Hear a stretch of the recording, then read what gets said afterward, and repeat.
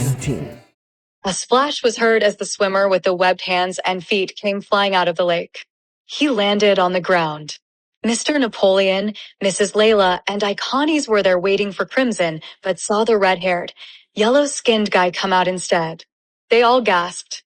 The red-haired saw them and smiled gently, confidently. He obviously felt unthreatened by them as well. The crew did not feel much threatened anymore either after seeing his innocent, charming smile. It was hard to be mad or fear a guy like that. He was more like a guy you would want to follow or join on a quest. But before they could make sense of anything, the red-haired guy ran away rapidly. "Wait!" Mr. Napoleon yelled to him as he disappeared amongst the trees. No response. He then glanced at Icones and Mrs. Layla. "And where's Crimson?" "Did that guy get the ruby stone?" Mrs. Layla asked. "I hope not," answered Mr. Napoleon. "I fear so," claimed Icones. "Crimson is taking forever with this task. I'm going to go look for him," Mr. Napoleon said. "Be careful, dear," said Mrs. Layla. "I love you too," he replied. Mr. Napoleon jumped into the lake and swam down for several minutes. Soon, he saw a silhouette of a human swimming up. "Crimson," he exclaimed as he finally was able to make out it was indeed him. He began to swim faster to his encounter. As soon as he reached him, he knew something unpleasant had occurred. The daunting look in Crimson's face said it all. Crimson made some gestures with his hand, pointing down to the bottom of the lake, and said something, but the water made it inaudible. "I don't understand you," yelled Mr. Napoleon. "Let's get out of the water, and then tell me." Crimson could not hear the words Mr. Napoleon was saying either, but he understood what he meant based on his hand gestures.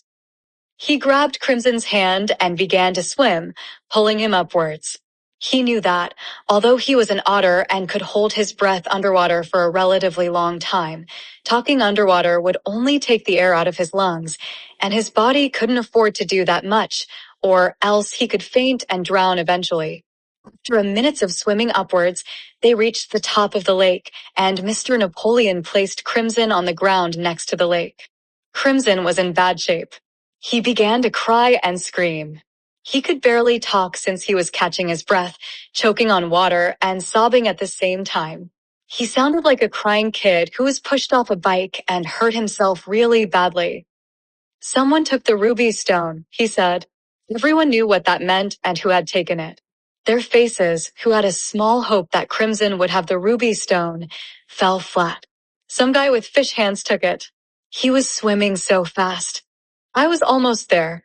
Everyone there now had their faces down and were shaking them in disappointment. "I should have listened to you, Mr. Napoleon. You would have beaten him. I'm so sorry." Crimson continued with a broken voice. Everyone was silent except Crimson, who was still sobbing. "Please forgive me, everyone. I thought that maybe I could be a hero like Orion. He would have probably gotten the ruby stone too. I'm the only failure here." "Stand up, child," said Mr. Napoleon. "The quest is not over yet. There is no use in brooding for long. We don't always win here. Sometimes we lose. But that doesn't mean we stop this quest and go home. We continue trying. We continue walking towards our destination." "But how are we going to rescue my princess without the ruby stone?" "We need its power," Crimson cried. "Orion and his soldiers' efforts are in vain because of me. If they're still even alive. Orion is an expert fighter. Even though his battle against the dragon won't be easy, I believe he will be okay," Icones said. "I see you have a sword there, sir." "Crimson," she pointed at Crimson's sword. "Yes," Crimson replied, "but I am not very good with it.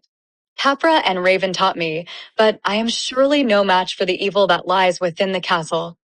"You will not be in there alone," said Icones. "We will be there fighting with you. Perhaps you think too little of yourself." "I thought too good of myself when I dove in that water, but I failed to get the ruby stone," complained Crimson. "I'm weak. I was born to fail all my life." "Give yourself a break, kid," said Mrs. Layla. "Have you ever had swimming training?" "No," he replied. "Then how do you expect to swim faster than us otters or than that man with fish hands?" But you have had training with the sword, Iconi said, encouraging her point. And I know that Capra won't train anyone who is not worth his time. You know Capra and Raven?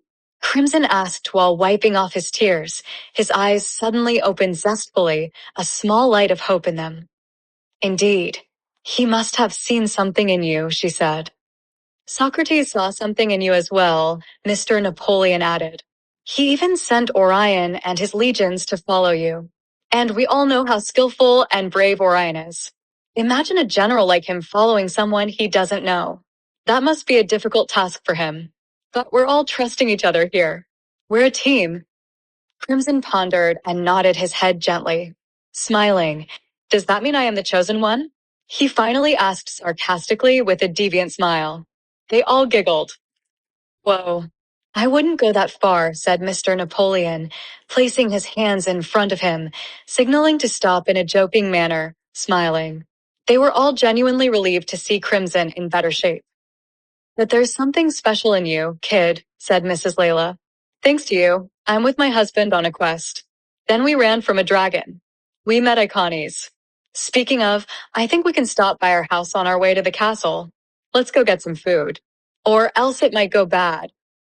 Of course. It's pretty much on our way there. And I have a feeling there's much more to come, said Crimson as he began to stand up. He shook the dirt out of his pants. He grabbed his sword. Come. Let's go there. Then let's go to the castle.